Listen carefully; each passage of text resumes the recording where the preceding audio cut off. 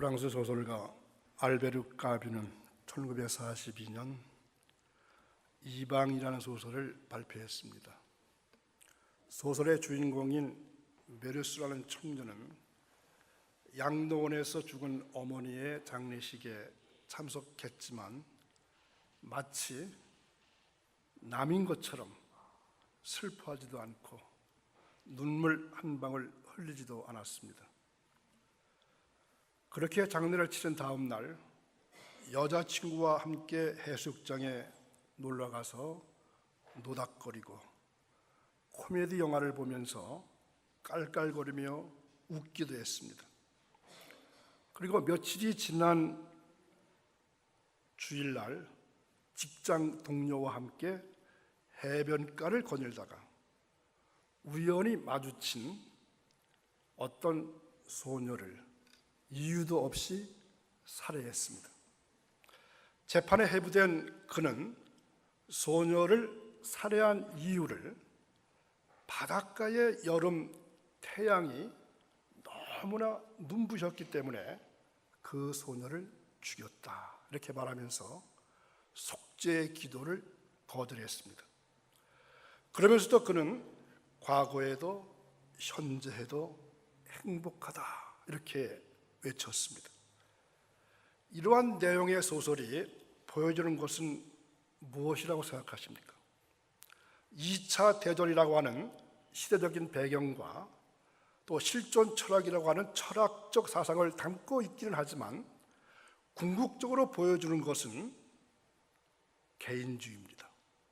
즉 자신 외에 다른 사람에게 비록 그가 혈육이라 할지라도 관심을 갖지 않는 것입니다. 그러면서도 자기 감정, 자기 생각, 자기 생활에는 대단히 충실합니다.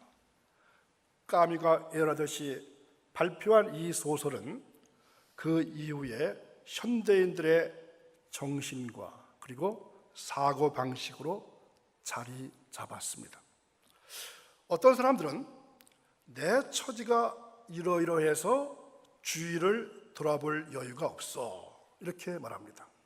또 어떤 사람들은 내가 여유를 가지게 될 때 내가 성공하고 난 다음에 내 주위를 돌아볼 것이다 이렇게 말합니다.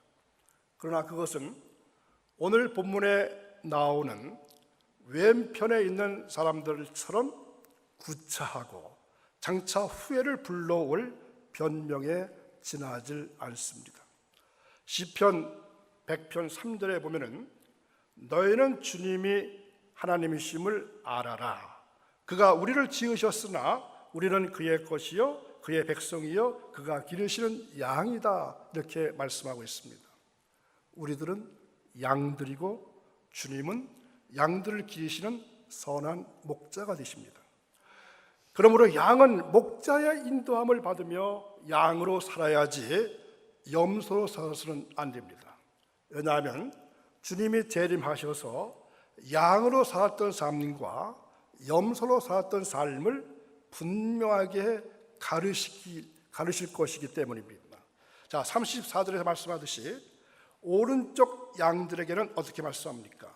내 아버지께 복을 받은 사람들아 와서 창세 때로부터 너희를 위하여 준비한 이 나라를 차지하여라 이렇게 말씀하셨습니다.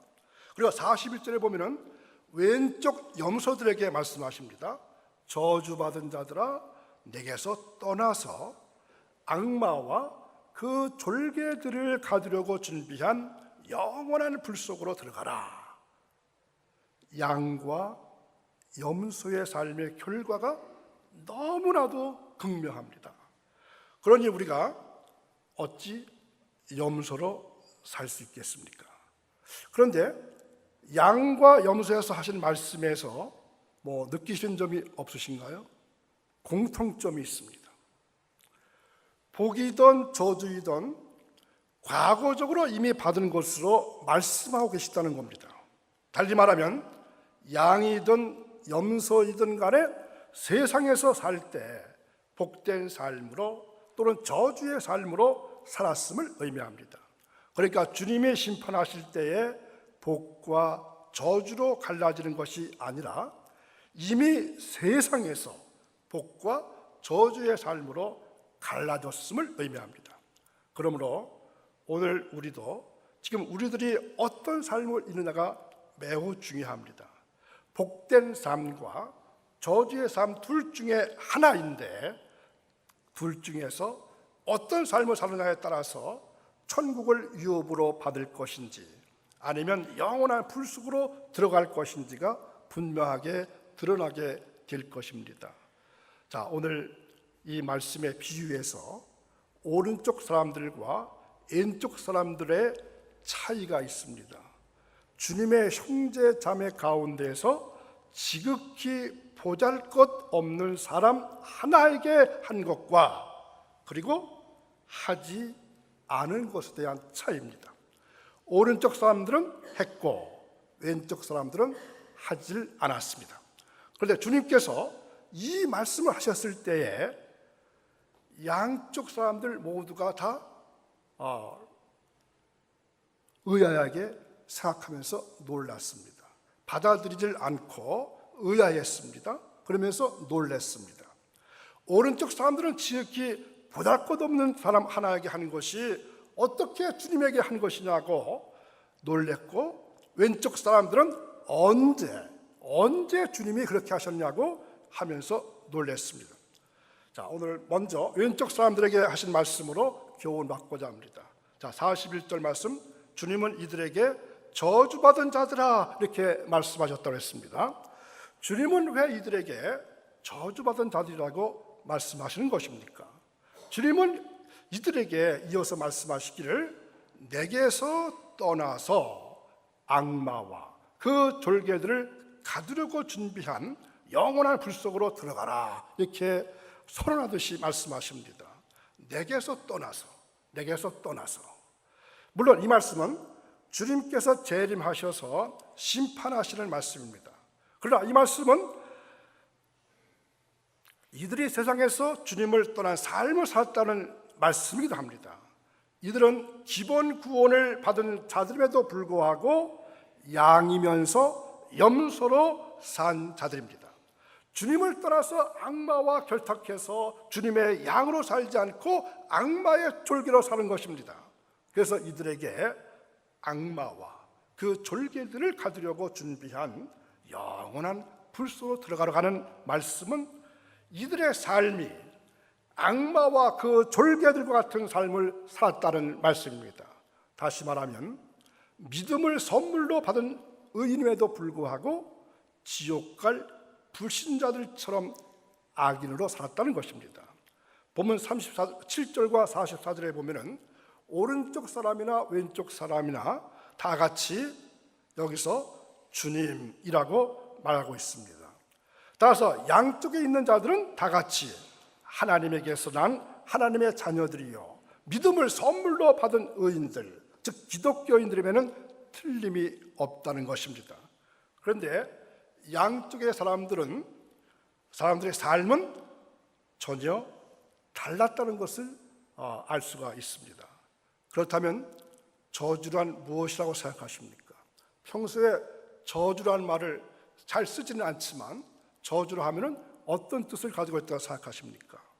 주님을 떠난 것이 바로 저주입니다. 양이 목자를 떠나서 길을 잃고 방황하면서 사는 것이 저주입니다. 헬라어로 저주를 카타라 이렇게 말하는데 이 말은 모못에 대하여 또는 아래로 이러한 뜻의 카타라는 말과 기도라고 하는 의미의 아라가 합쳐진 단어입니다. 그러므로 저주라고 하는 것은 아래 것, 즉 세상의 것, 육신의 것을 간구하는 것이 저주입니다. 베드로후서 2장에 보면은 거짓 예언자들과 거짓 교사들에 대해서 말씀하고 있습니다. 베드로 사도는 이들을 가리켜서 저주받은 자식들 이렇게 말합니다. 그 이유를 여러 가지로 설명하고 있는데 그 중에 하나가 그들의 마음이 탐욕을 채우는 데에 익숙하기 때문이다 이렇게 설명합니다. 그러니까 이들은 모든 초점이 자기 탐욕을 채우는 데 맞추어져 있는 것입니다. 왜 이들은 하나님에게서 난 자들임에도 불구하고 마치 지옥 백성인 불신자들처럼 자기 탐욕이나 구하는 방편으로 예수를 믿고 있는 것입니까? 하나님께서 난 자라고 하는 즉 하나님의 자녀의 특권에 대한 올바른 인식이 없었기 때문입니다. 우리가 하나님의 자녀로 교회를 다니고 신앙생활을 하면서도 왜 여전히 땅의 것을 간구하면서 내 탐욕을 채우는 데 익숙합니까? 양에 대한 가치관이 없거나 또는 부족하기 때문에 그렇습니다. 누가복음 19장 10절에 주님은 인자는 잃은 것을 찾아 구원하러 왔다고 말씀하셨습니다. 즉 양인데 목자를 잃어버리고 양으로 살고 있는 자들을 찾아 구원하러 왔다 하는 말씀입니다. 그래서 지금 우리는 어떻게 되었습니까? 목자를 만나셨나요? 목자를 만났습니다. 그러므로 우리가 염소로 살다가 양임을 알게 되었다면 염소의 삶은 다 청산하는 것이 마땅합니다. 어떤 사람이 거지로 살았습니다. 그런데 알고 봤더니 거지가 아니라 이 사람은 왕의 아들입니다. 왕의 아들인 것을 알았다면 거지의 삶은 청산해야 합니다. 여전히 거지로 살고 있다면 왕의 마음이 어떨까요? 그러면 이제는 목자를 떠나지 말고 목자의 인도를 받으면서 살아야 합니다. 나는 양들이 생명을 얻고 또 더 넘치게 얻게 하려고 왔다고 분명히 말씀하셨사오니 양으로 살면서 꼴을 먹으며 생명을 더욱더 충만하게 하는 삶을 살아야 할 것입니다. 그런데 우리에게 있어서 심각한 문제는 양이면서도 염소로 살고 있다는 것이 문제입니다. 더군다나 염소로 살면서도 염소 사는 줄조차도 모르고 있다는 데 문제가 있습니다. 바로 바울의 고린도후서 7장 10절에서 하나님의 뜻에 맞게 마음 아파하는 것은 회개를 하게 하여 구원에 이르게 함으로 후회할 것이 없다 이렇게 말하고 있습니다. 양으로서 목자의 뜻에 맞게 살고 있는지 마음 아파하는 삶은 구원에 이르게 되어서 심판 때에 후회하지 않게 되는 말씀입니다. 그런데 구원에 이르기 위해서는 회개해야 한다고 말씀합니다. 회개는 방향을 바꾸는 것인데 염소로 살던 방향에서 양의 방향으로 바꾸는 것입니다. 그런데 방향을 바꾸지 못하고 여전히 그대로 있는 이유가 무엇입니까? 양에 대한 인식이 없어서 그렇습니다. 선물로 받은 믿음에 대한 가치성을 모르기 때문에 그렇습니다. 그러므로 오른쪽 사람들과 왼쪽 사람들의 차이는 믿음으로 산 것과 믿음으로 살지 못한 것에 대한 차이라고 할 수 있습니다. 저주받은 왼쪽 사람들은 믿음을 선물로 받고도 하나도 써먹질 않았습니다. 마치 받은 달란트를 땅속에 묻어둔 한 달란트 받은 자와 똑같습니다. 믿음을 피스토스라고 하는데 신실 또는 충성이라고 말하기도 합니다. 내 마음 한가운데서 말씀을 이루는 것이 충성입니다.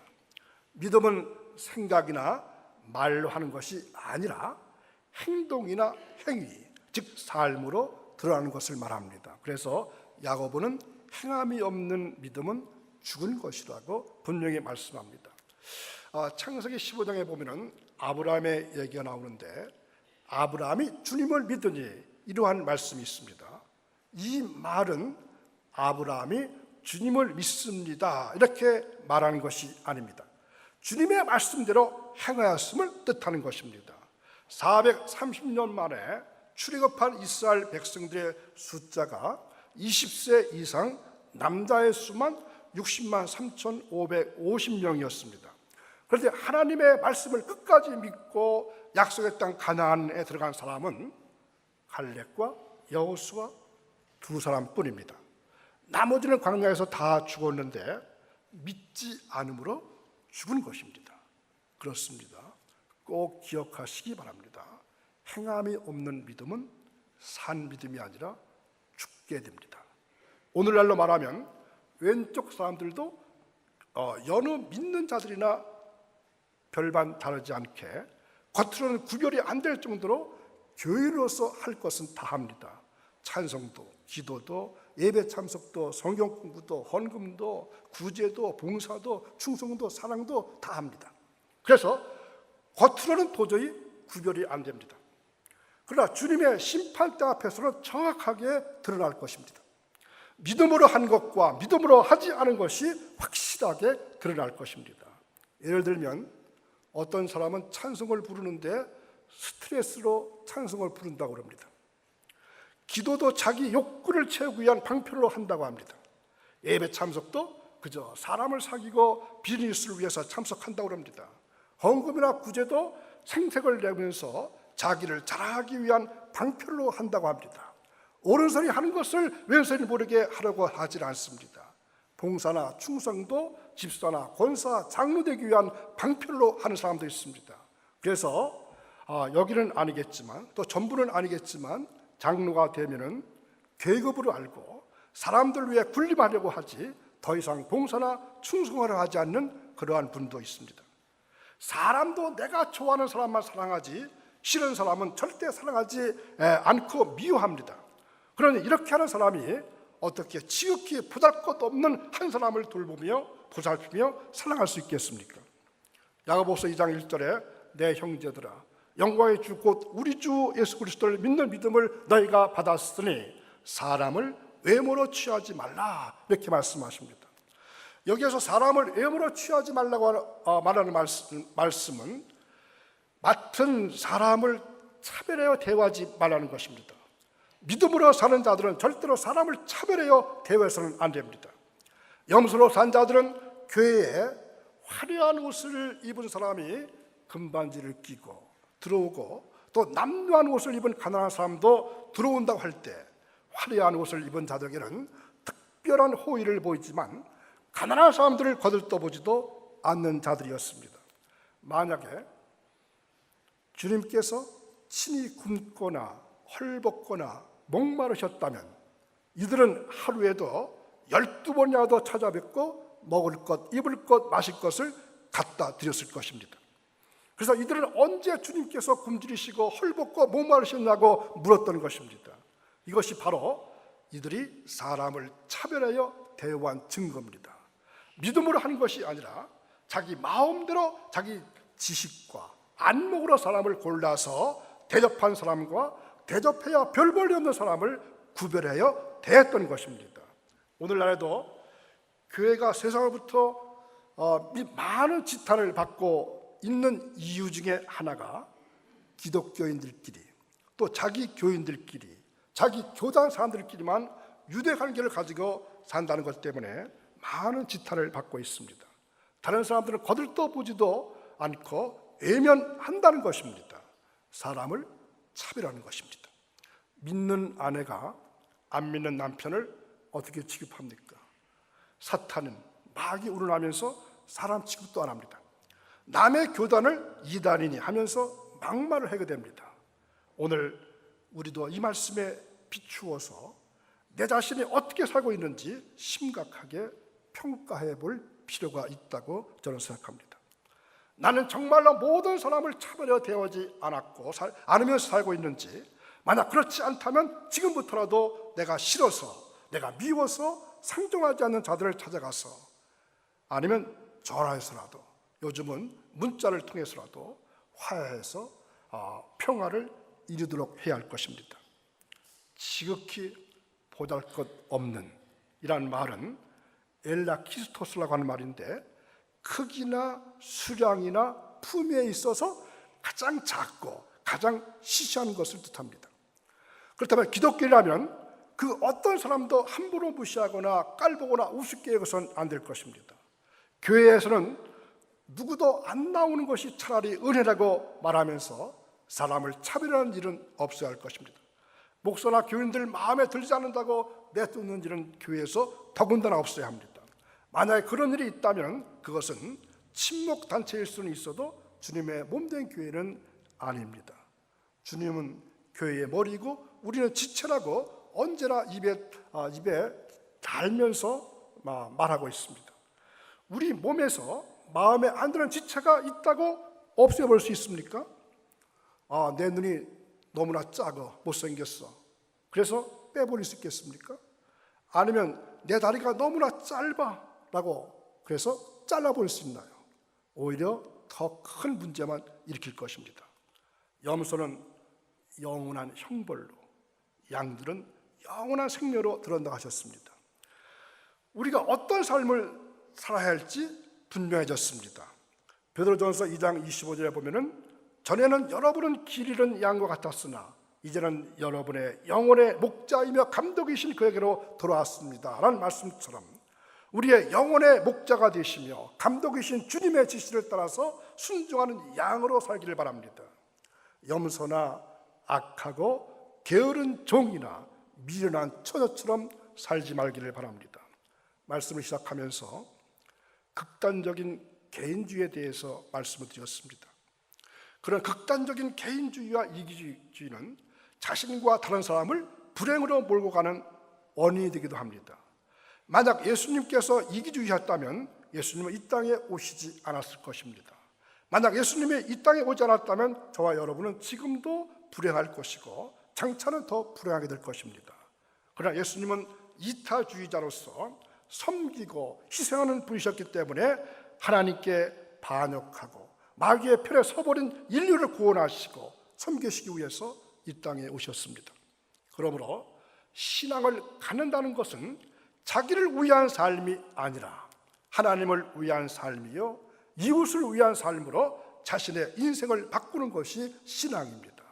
신앙에는 개인주의나 이기주의를 배격하고 철저하게 다른 사람 중심으로 살아가는 것이기 때문에 그렇습니다. 오늘도 생명을 걸고 진리의 말씀 들으시는 올리브교회 성도 여러분, 지금 여러분에게 먼저는 다른 사람, 여러분의 이웃, 그 중에 굶주린 자, 마실 것이 없는 자, 나그네 된 자, 헐벗은 자, 병든 자, 갇힌 자는 것을 잊지 마시길 바랍니다. 그리고 그러한 삶에 대해서 주님께서 오늘 본문에서 주신 놀라운 말씀도 잊지 마시기를 주님은 원하십니다. 여러분 주변에 있는 자, 작은 자, 낮은 자, 가난한 자, 갇힌 자, 외로운 자, 병든 자를 돌아보는 것이 곧 주님을 섬기고 대접하는 것입니다. 오늘 본문을 보면서 우리 모두가 주님께 감사할 일이 또 있습니다.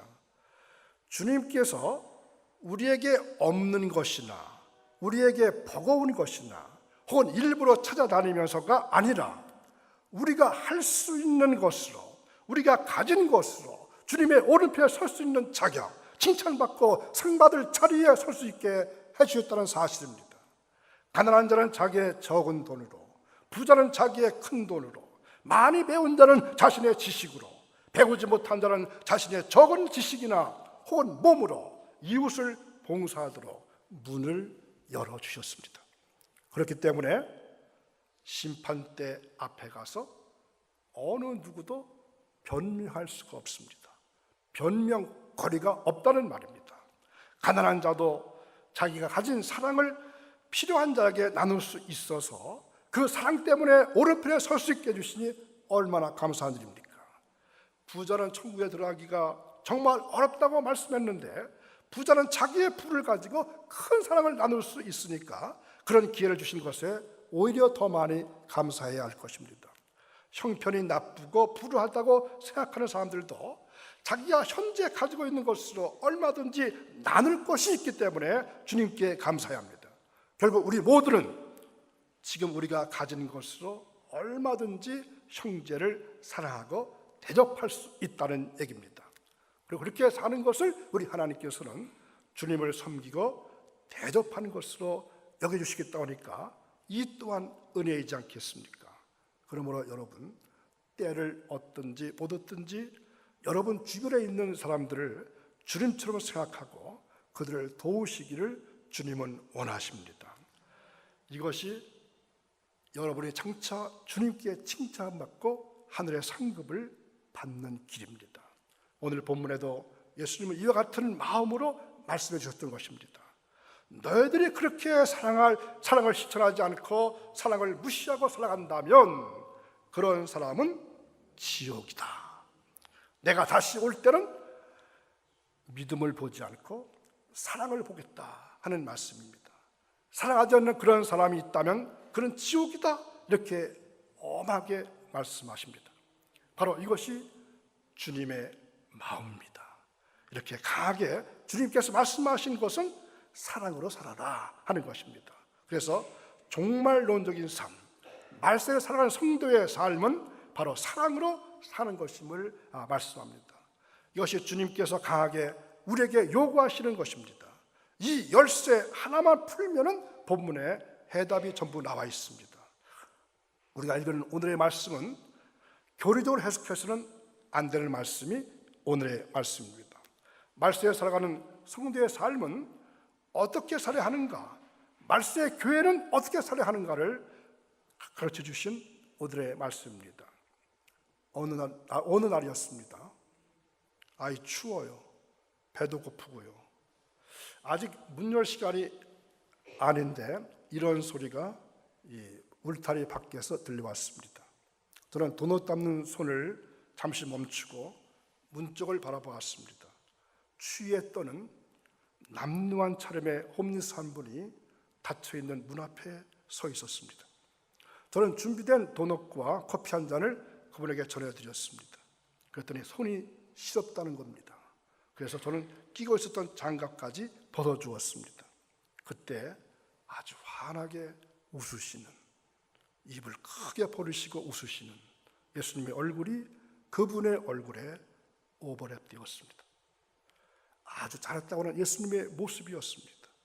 저의 마음도 뜨거워졌습니다. 그리고 감사의 기도가 저절로 흘러나왔습니다. 가끔 저의 선교 현장에서 제가 경험하고 있는 그러한 장면의 한 모습이었습니다.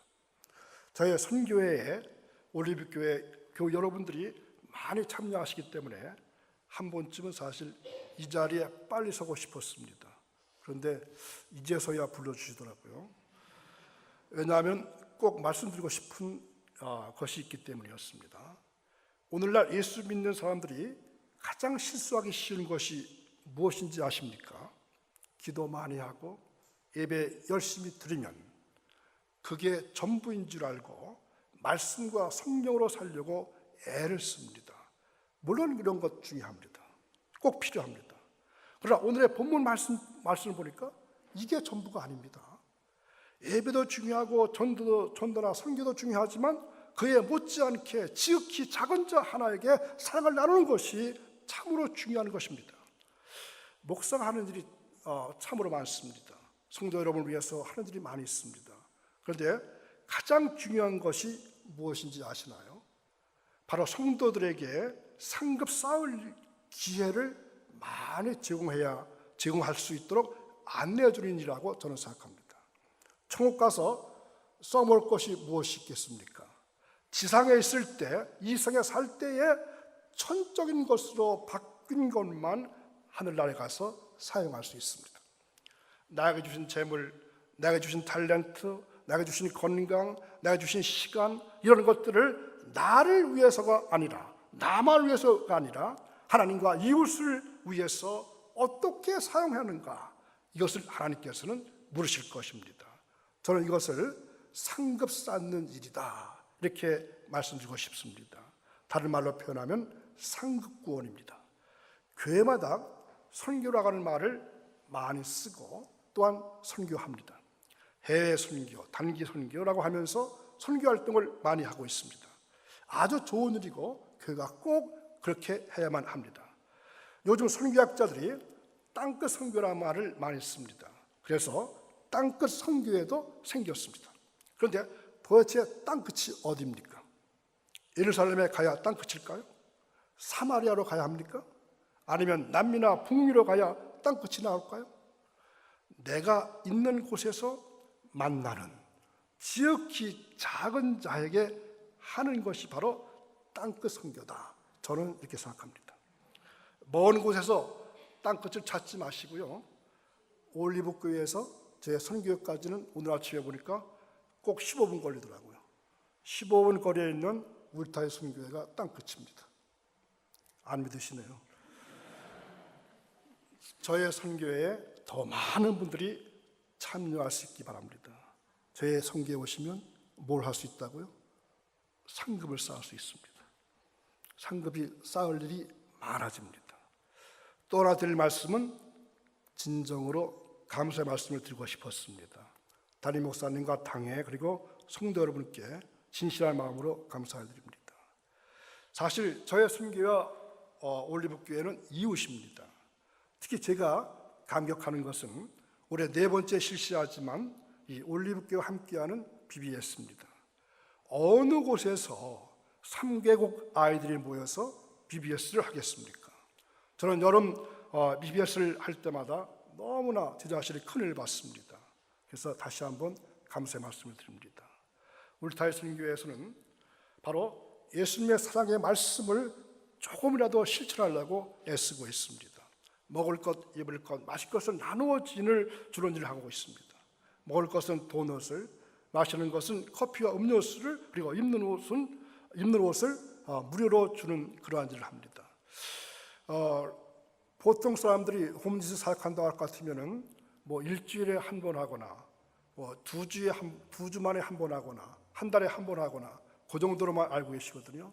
그런데 그게 아닙니다. 1년 362일을 하고 있습니다. 사흘은 왜 쉴까요? 도넛 가게가 쉬기 때문에 쉽니다. 그것을 크리스마스 날, 추수감사절 날, 신년 초 이렇게 3일만 쉬기 때문에 저도 3일만 쉬거든요. 그러니까 제가 이 사역을 하면서 정말로 힘듭니다. 많은 갈등도 있고 어려움 때문에 포기하고도 싶습니다.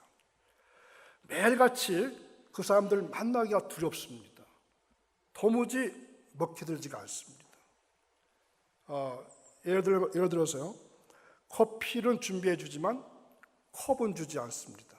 왜 그런지 아십니까? 처음에는 컵을 줬어요.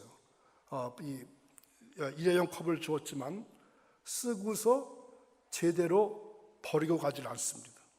그래서 이 주위에 많은 컵들이 돌아다녀가지고 주위 사람들이 이 시청에다가 컴플레인했어요. 그래가지고 어느 하루날 아주 그냥 무시무시한 차를 타고 와서 경고하더라고요. 또 지저분해 가면은 뭐 한다. 그래서 그 다음부터는 컵을 안 주거든요.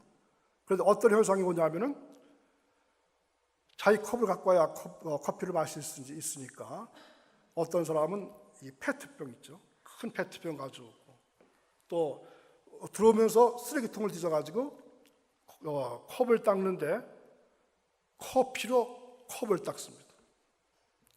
물로 닦으라 그러면 호스만 대고 있어요. 손으로 쥐어 닦아지죠. 그걸 볼 때마다 야, 저 사람들 매일같이 먹여줘봐야 뭐 하겠냐. 정말로 짜증나고 힘들고 진짜 한 대 주워받고 싶을 때가 있어요. 그리고 이 쓰레기를 제대로 버리지 않거든요. 그 옆에다 쓰레기통이 있음에도 불구하고 옆에다 버려요. 그걸 좀 버리지?